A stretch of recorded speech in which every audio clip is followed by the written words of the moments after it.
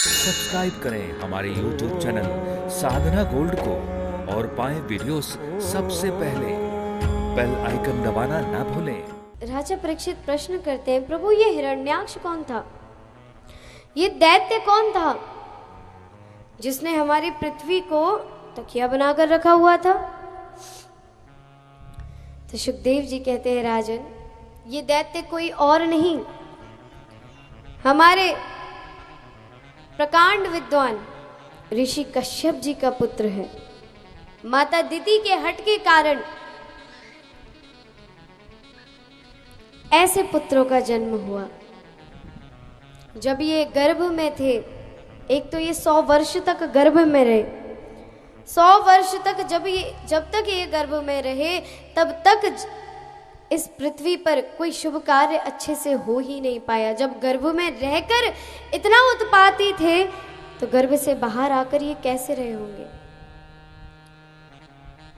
तो महाराज प्रभु के पार्षद जय और विजय, हिरण्याक्ष था कौन? ये जो दोनों दैत्य हैं वो थे कौन? जब प्रश्न किया गया तो सुखदेव जी कहते हैं, राजन प्रभु के पार्षद जय और विजय जो उनके मुख्य द्वार पर रहते थे, 7वें द्वार पर रहते थे,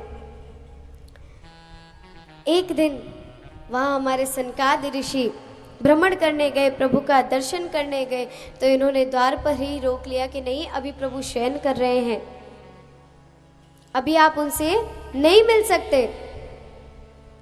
इतना ही कहा, खूब मनाया लेकिन नहीं माने। ना इन्होंने अपनी हट छोड़ी ना उन्होंने अपनी हट छोड़ी। क्रोध में आकर ऋषि मुनियों ने श्राप दे डाला, जिन प्रभु से तुम हमें इतना दूर कर रहे हो ना, इतना तड़पा रहे हो, जाओ 3 युगों तक तुम्हें उनके लिए तड़पना पड़ेगा। इतने में प्रभु आ गए। प्रभु ने कहा, प्रभु इनकी ओर से मैं क्षमा मांगता हूँ, किंतु ये तो मेरी आज्ञा का पालन ही कर रहे थे, आपको यूं क्रोध करना शोभा नहीं देता। तब प्रभु उन दोनों को आशीष देते हैं कि तुम दोनों चिंता मत करो, जिन 3 युगों में तुम दैत्य बनकर जन्म लोगे, उन 3 युगों में मैं तुम्हारा उद्धार करने के लिए आऊंगा। तो पहला जन्म लेते हैं हिरण्याक्ष और हिरण्यकश्यपु का, दूसरा जन्म लेते हैं रावण और कुंभकर्ण का, तीसरा जन्म लेते हैं हमारे शिशुपाल और दंतवक्र का।